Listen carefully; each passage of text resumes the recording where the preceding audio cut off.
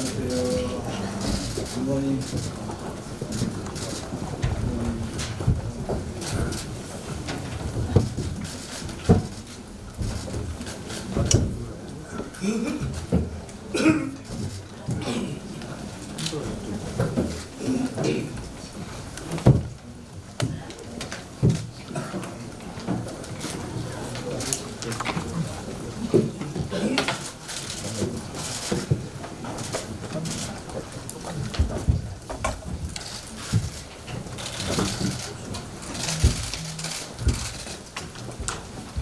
그럼 지금부터 제162차 최고위원회의를 개의하겠습니다.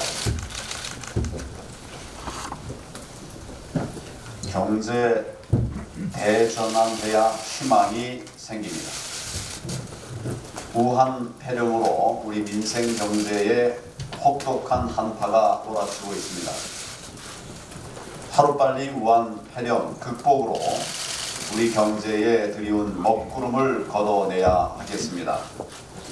그런데 하나 짚고 넘어가야 할 문제가 있습니다.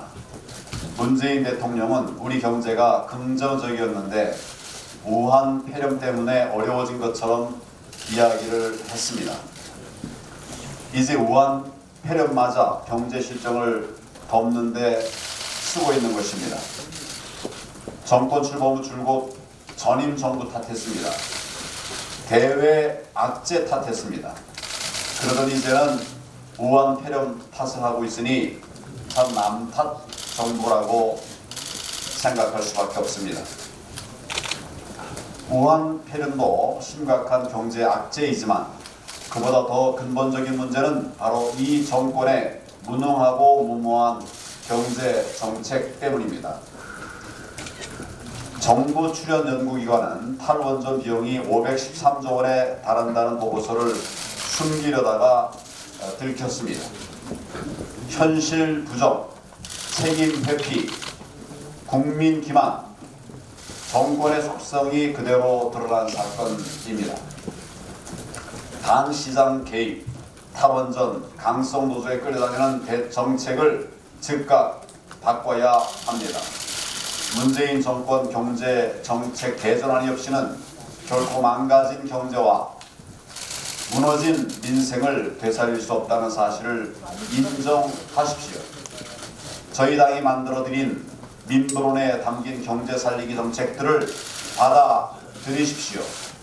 정말 국민을 위한다면 경제 대전환해야 합니다. 그렇지 않으면 민생 파탄에 직면한 국민들의 엄청난 저항에 직면하게 될 것임을 경고합니다. 눈치 보지 말고 입국 금지 제한 강화하십시오. 입국 금지 조치 강화하는 것이 지금 가장 시급한 문제라고들 생각합니다. 우한 폐렴 확진자가 또 늘었습니다. 국민 불안은 전혀 과도한 불안이 아닙니다. 특히 16번째 확진자의 경우 최초 진료병원이 우한 폐렴 의심 신고를 했음에도 보건당국의 미흡한 대처로 그 사이에 수백 명을 접촉하는 결과를 낳았습니다.